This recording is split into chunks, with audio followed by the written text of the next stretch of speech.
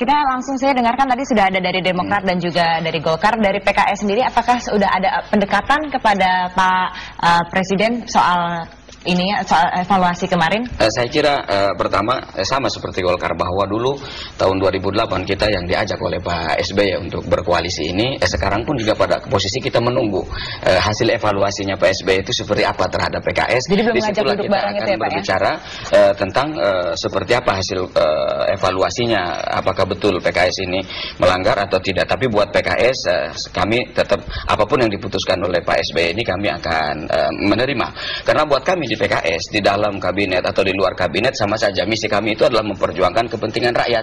Kalau kami harus didepak hanya karena memperjuangkan kepentingan rakyat, kami ya akan bangga karena kami keluar dari koalisi gara-gara kami memperjuangkan hak-hak rakyat itu. Saya kira jadi pakai biru bukan karena biar netral gitu ya, Pak? Bukan persoalan itu. Kalau persoalan biru kita bersaudara, apapun sikap politik yang ada, yang penting persaudaranya harus dikembangkan menurut kita. Kalau dari Golkar sendiri bagaimana, Pak? Apakah ini melihat kemungkinan pernyataan SBY kemarin sebagai ancaman bahwa siap akan didepak dari koalisi? Enggak sama sekali. Karena begini ya, tadi yang disampaikan tadi, SBY mengatakan bahwa akan melakukan evaluasi ya. Kalau saya beranggapan bahwa yang pertama dan utama yang harus dievaluasi itu adalah Partai Demokrat. Kenapa tuh, Pak? Kan tadi sebutkan antara satu atau dua partai.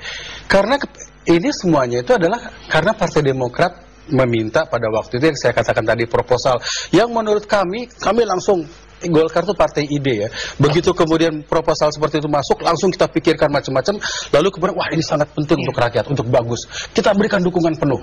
Pak Happy, terkait dengan pernyataan SBY kemarin, Anda lebih suka tidak kalau SBY langsung dengan gamblang menyatakan nama partai yang 1-2 itu? Oh iya lebih dong, suka tidak? harusnya begitu.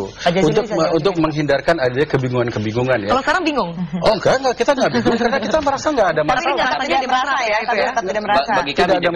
Bagi kami di PKS sebenarnya ketimbang memberikan statement di media seperti itu, kami jauh lebih happy, Pak Happy ya. Kami jauh lebih happy kalau Pak Presiden langsung bicara dengan pimpinan kami bahwa karena saya melihat semua ini persoalannya adalah pada komunikasi. Jika komunikasi itu dibangun secara bagus menurut saya, lalu akan melahirkan kesepahaman dan kesepahaman itu akan melahirkan kesepakatan. Jadi PKS merasa SBY kurang berkomunikasi dengan ketua umumnya ya? Bukan, artinya setiap ada, kita tidak mengatakan itu. Setiap ada kebijakan yang diinginkan itu, tentu karena Pak SBY mengakui sendiri, saya tanda tangani.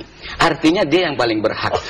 Meskipun umpamanya teman-teman dari Demokrat mengatakan ini kepanjangan tangan, tapi kami menempatkan bahwa Demokrat, Golkar dan semuanya itu adalah pada posisi yang sejajar. Ya, baik. Pak Ramadan silakan. Di dalam